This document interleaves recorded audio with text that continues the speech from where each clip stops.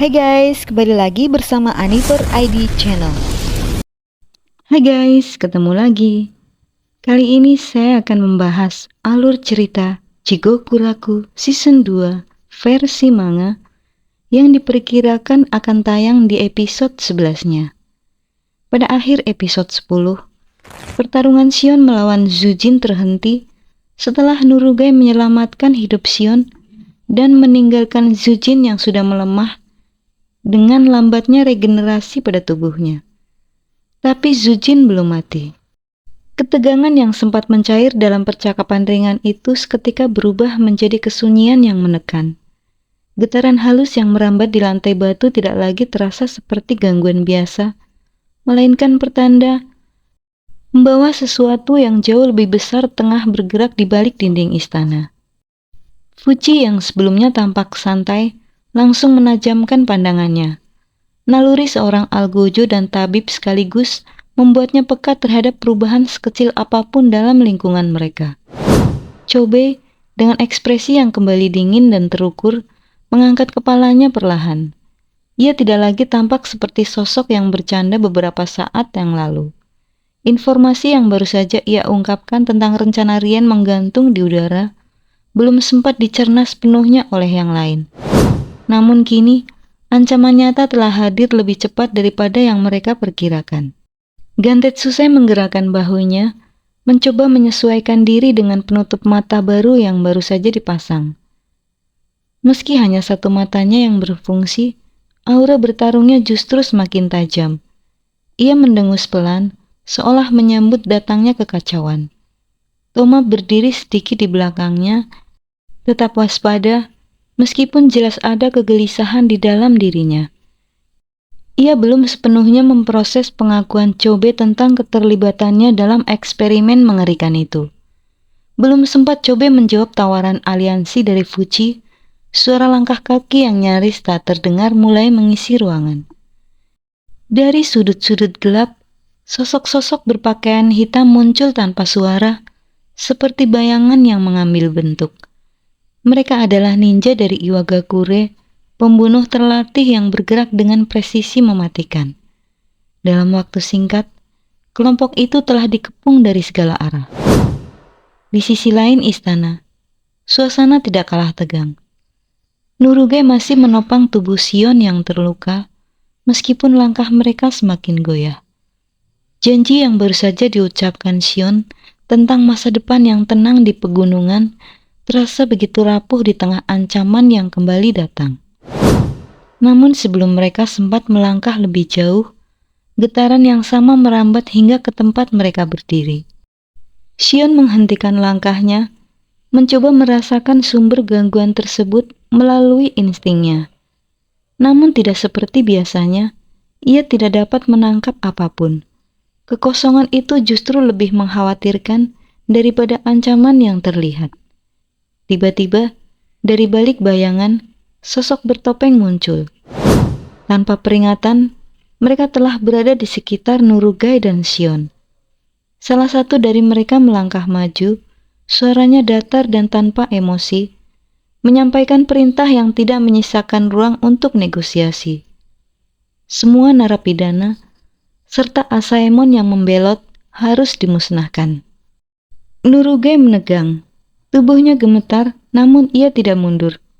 Ia berdiri di depan Shion, meskipun ia tahu dirinya tidak memiliki kekuatan untuk melawan para ninja tersebut. Shion, di sisi lain, perlahan menegakkan tubuhnya. Luka-lukanya belum pulih, tetapi tekadnya tetap utuh. Ia tidak akan membiarkan Nurugai menghadapi kematian sendirian. Kembali ke ruang utama, ketegangan mencapai puncaknya. Para ninja Iwagakure telah bersiap menyerang.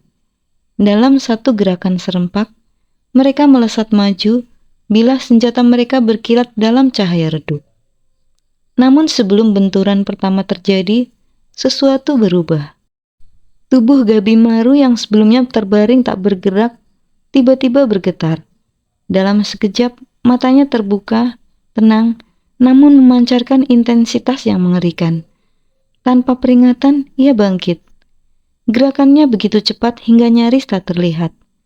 Dalam satu tarikan napas, beberapa ninja yang berada paling dekat dengannya telah roboh.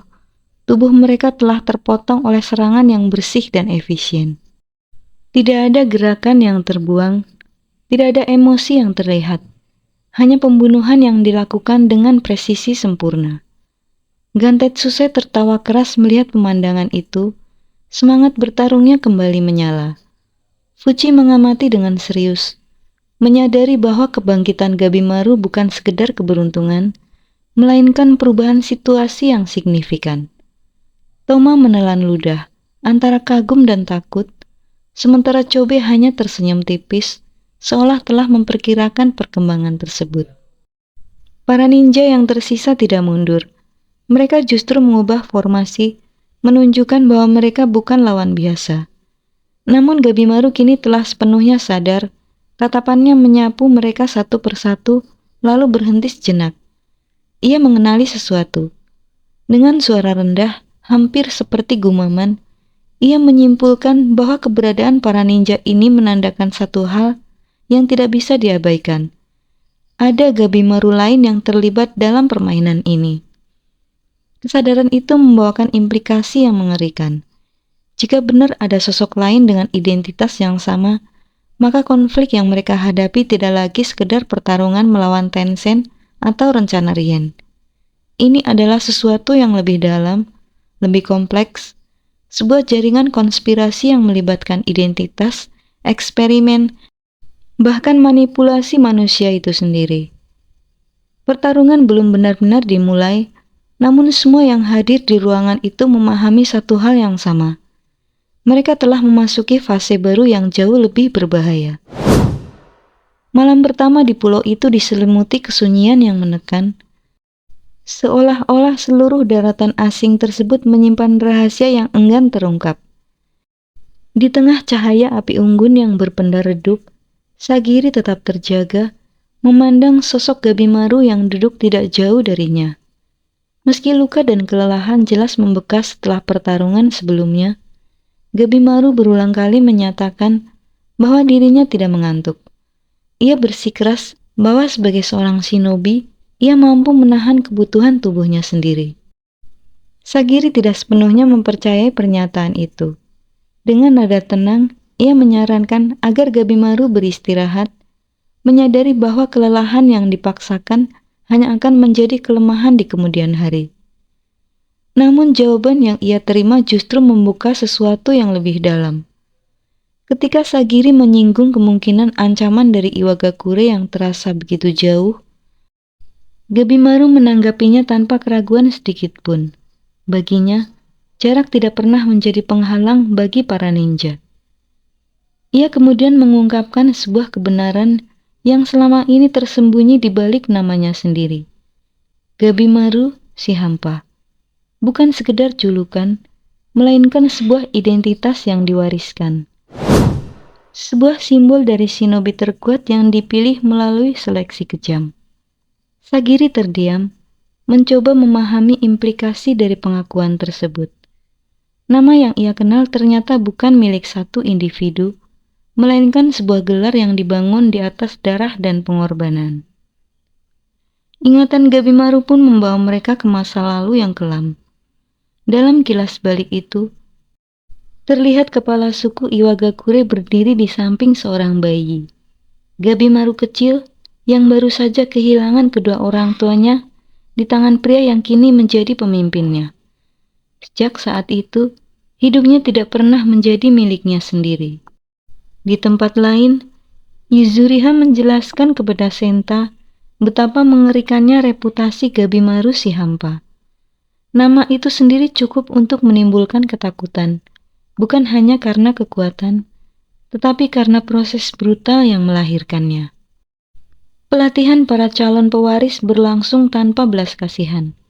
Kepala suku mengumpulkan anak-anak muda, memaksa mereka bertarung, bersaing, dan pada akhirnya saling menyingkirkan. Di antara mereka, Gabimaru muda menonjol, bukan hanya karena kemampuannya, tetapi karena ketiadaan emosi yang mencolok. Bahkan ketika seorang anak melempar batu ke arahnya, ia tidak menunjukkan reaksi apapun. Tak lama kemudian, seorang anak ditemukan tewas tergantung di pohon. Kecurigaan langsung mengarah kepada Gabimaru. Meskipun ia tidak memberikan penjelasan, namun seiring waktu, pola mulai terlihat. Setiap kematian seakan membersihkan jalan, memisahkan yang lemah dari yang kuat, dan secara perlahan mengisolasi Gabimaru dari yang lain. Ketika ia tumbuh, bakatnya semakin tak terbantahkan.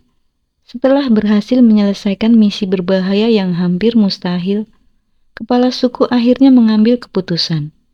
Dengan bangga, ia menunjuk Gabimaru sebagai penerus berikutnya. Namun, untuk benar-benar mewarisi gelar tersebut, ada satu syarat terakhir. Ia harus membunuh pemilik gelar sebelumnya. Pertarungan itu berlangsung tanpa keraguan. Gabimaru dengan ketenangan yang mengerikan berhasil mengalahkan dan membunuh pendahulunya. Sorak-sorai para pengagum menggema di sekelilingnya, namun tidak ada kebanggaan dalam dirinya, hanya kehampaan yang semakin dalam. Kembali ke masa kini, situasi di pulau semakin genting. Shugen, dengan otoritas penuh sebagai pemimpin, mengeluarkan perintah tegas kepada para ninja. Bunuh semua yang mereka temui, kecuali anggota Yamada Asaemon.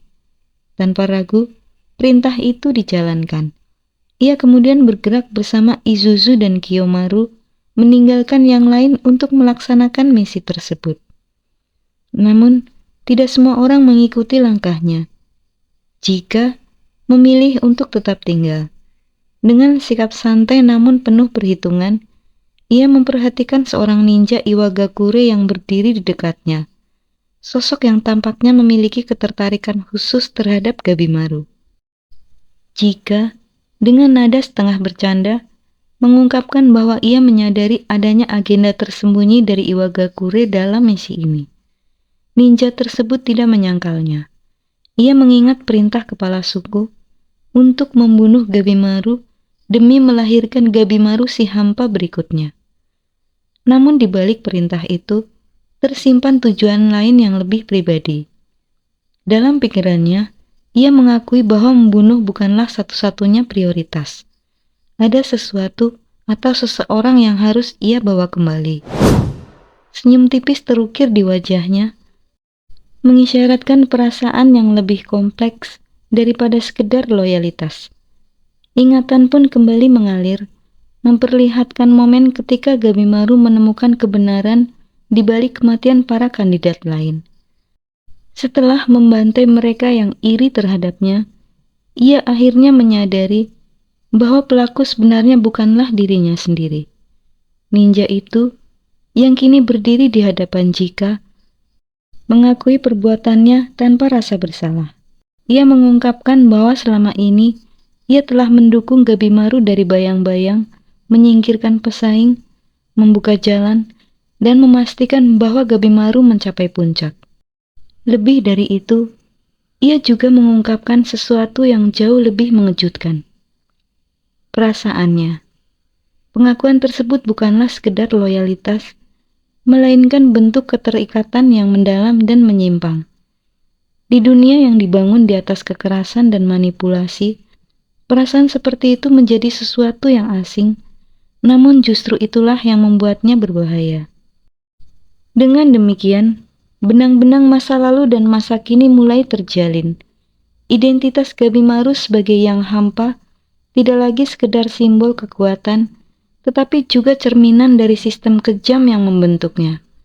Dan kini, bayang-bayang dari masa lalu itu kembali menghampirinya, membawa ancaman yang tidak hanya bersifat fisik, tetapi juga emosional. Di kawasan pintu air Horai, suasana berubah drastis menjadi pusat kendali sekaligus medan strategi. Rien berdiri dalam ketenangan yang tampak rapuh, seolah menyatu dengan struktur aneh yang mengelilinginya. Namun ketenangan itu segera terusik ketika getaran dari luar menjalar hingga ke ruangannya. Getaran itu bukan sekedar fenomena alam, ia membawa kabar kekacauan. Guifa muncul dengan laporan yang tidak dapat diabaikan. Satu persatu fakta disampaikan tanpa emosi. para Tencent telah terbunuh. Ritual konsumsi yang adil gagal total, dan lebih buruk lagi, bala bantuan manusia telah tiba di pulau tersebut. Mereka bukan sekedar prajurit biasa, beberapa di antaranya memiliki kemampuan tempur yang sangat terlatih. Informasi itu menjadi titik balik yang memaksa Rien untuk mengubah strategi. Tanpa ragu, Rien mengambil keputusan. Ia memerintahkan pengerahan doshi dalam jumlah besar untuk menghadang para musuh. Tujuan mereka bukan untuk menang secara mutlak, melainkan untuk mengulur waktu, memberikan ruang bagi rencana berikutnya agar tetap berjalan. Dengan demikian, Horai pun berubah menjadi medan perang terbuka, tempat dua kekuatan bertabrakan tanpa kompromi. Di berbagai sudut pulau, pertempuran berlangsung sengit. Gantetsusai, Fuchi, Toma, dan Chobe segera menyadari bahwa situasi telah berkembang melampaui skala pertarungan individu. Ini bukan lagi duel atau konflik terbatas. Ini adalah perang. Menghadapi gelombang doshi yang tak ada habisnya, mereka memahami bahwa bertahan di tempat hanya akan berujung pada kematian sia-sia. Dengan keputusan cepat, mereka memilih mundur, mencari jalur keluar dari kekacauan tersebut. Gantetsusai dengan naluri tempurnya yang tajam menegaskan bahwa dalam perang, bertahan hidup adalah prioritas utama. Tidak ada kehormatan dalam mati tanpa tujuan. Kata-katanya menjadi penegasan bahwa strategi lebih penting daripada keberanian semata. Sementara itu, di lokasi lain, Shion yang masih terluka terpaksa kembali mengangkat senjata. Ia memperoleh pedang dari salah satu ninja yang tumbang, menggenggamnya dengan tekad yang belum padam. Nurugai dengan kemampuan penglihatan malamnya yang luar biasa, mengambil peran sebagai penunjuk arah. Dalam kondisi yang serba terbatas, keduanya bergerak menembus kekacauan, mencoba menemukan jalan keluar dari labirin pertempuran. Di garis depan lain, Shugen berdiri menghadapi gelombang doshi yang menyerbu tanpa henti. Dalam momen singkat sebelum benturan, bayangan masa lalu terlintas di benaknya. Ingatan tentang Aizen yang gugur. Kenangan itu tidak melemahkannya, melainkan menjadi bahan bakar yang mendorongnya untuk maju. Dengan satu tebasan yang tegas dan presisi, ia menghancurkan barisan musuh yang mendekat. Kiyomaru yang menyaksikan kemampuan tempur Shugen tidak dapat menyembunyikan keterkejutannya. Ia mempertanyakan apakah Shugen memiliki pengalaman perang sebelumnya. Namun jawaban yang ia terima jauh dari dugaan. Bagi Shugen, ini bukan perang, melainkan eksekusi. Ia memandang semua pihak yang melawan sebagai target yang harus dimusnahkan demi menjaga otoritas penguji pedang shogun. Tanpa ragu, ia memerintahkan pasukannya untuk memutus setiap jalur pelarian musuh, memastikan tidak ada yang lolos. Di tengah semua kekacauan itu, pintu air kembali menjadi pusat peristiwa yang lebih besar.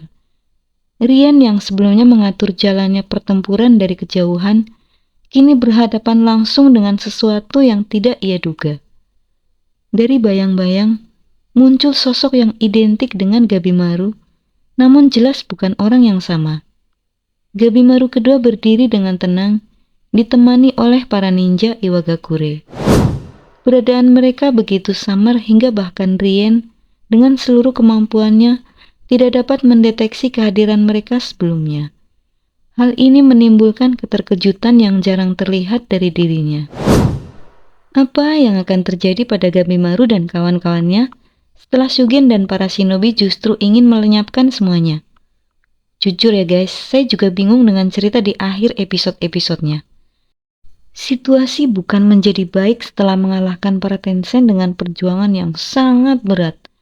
Oke guys, saksikan episode 11-nya yang diperkirakan 1 minggu ke depan. Jangan lupa like dan follow channel ini supaya kamu tidak ketinggalan spoiler episode terakhir dari season 2 ini. Terima kasih dan sampai jumpa.